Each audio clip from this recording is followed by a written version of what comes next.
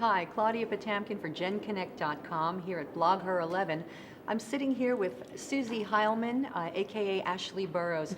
Susie, you were writing very happily under the blogonym of Ashleigh Burroughs until January 8th when you were shot 3 times in the Tucson, Arizona attack on Gabrielle Gifford. What a harrowing experience. Would you tell us a bit about that?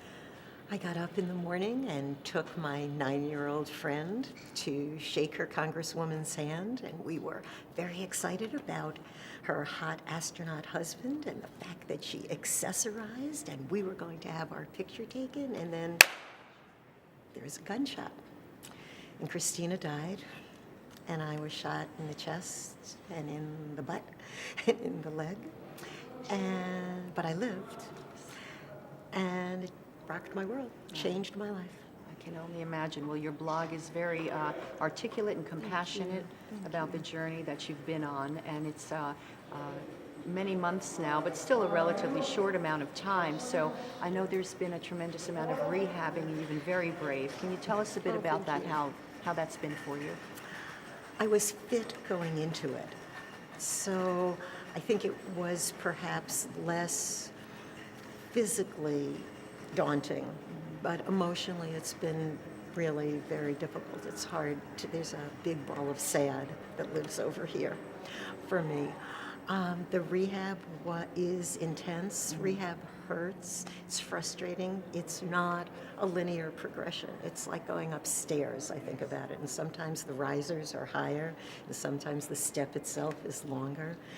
So it's nice for me to see people who haven't seen me in a while, because they say, look at how well you're doing, when I feel like, I want to be hiking, I want to be gardening, I want.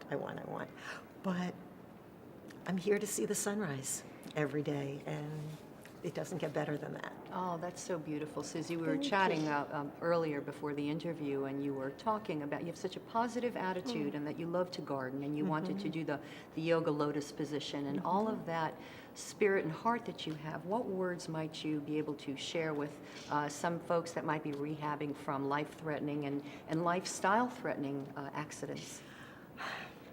You have to remember who you were beforehand. And people will tell you not to compare yourself to who you were before. And that's impossible. And so it's having high expectations, but being kind to yourself along the journey. To believe when people say to you that you are doing well, that they're not just saying it to make you feel good. That your good friends will tell you the truth. Your good friends will say, you're limping. Should we take a rest? Stand up straight.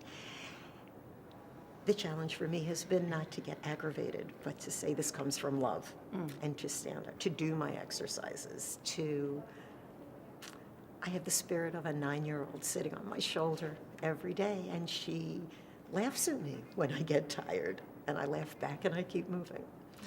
It's, my choice was to lie in bed with the covers pulled over my head and accept the fact of the world being the scariest place, or to say he doesn't get to win.